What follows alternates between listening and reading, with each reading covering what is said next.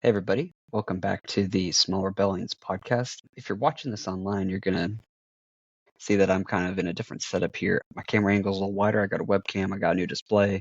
I also got this nifty little headset with a little microphone that sticks out of it. So I look like a IT service guy. So yeah, that's a lot of fun. Today, the next blog post we're looking back on today it's just a dorky one. In fact, I'm not even going to screen share this one. I'm just going to kind of give you guys the gist of it and pray that none of you actually see the actual post. There's a few stories behind it.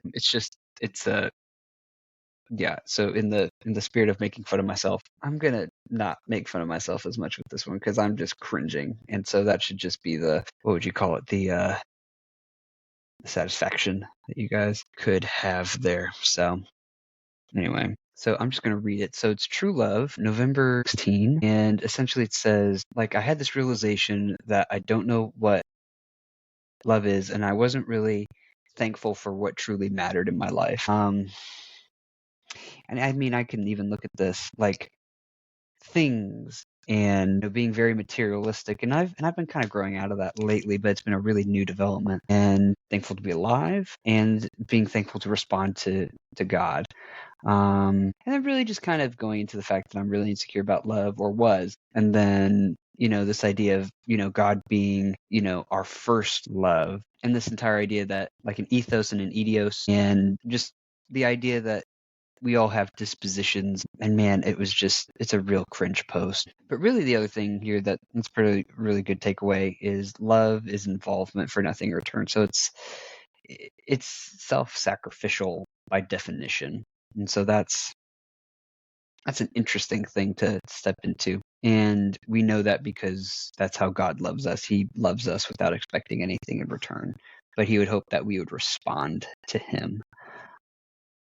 And so then I had the privilege of making a video for a friend of mine, and he did this whole poem and thing about what love really is. And I caught some flack for that because I produced a video for a guy who dumped the most popular girl in high school and then proceeded to say that he had this new revelation of love. And I don't know, I became an accomplice to that. I don't think she ever really forgave me for that, truthfully, and I can see why. But no, I think if we're really wanting to boil this whole sucker down, what really matters in life is, not what you have, but who you have.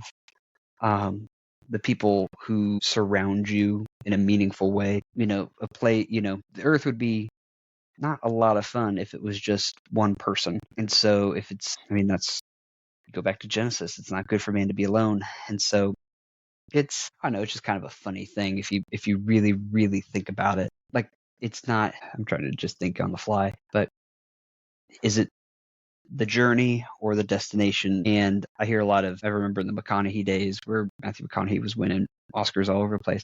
It's like, the journey is the destination.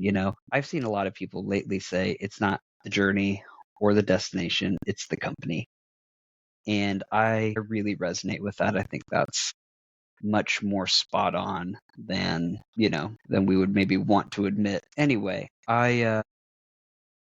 what is true love? It's sacrificial and it's relational. It's not an affection for something. Affection is just, I'm a fan of it. But love is something that you're giving so that you don't get anything in return. It's almost the exact opposite of transactional. So what's your small rebellion today? Cherish the people around you and do something that you're not expecting to get paid for or paid back for in the kind way. Anyway, hope you guys had fun with that. I know I look like a dork on the live stream, but this is just kind of a new setup I'm testing out. Anyway, thanks for bearing with me on that. Until next time.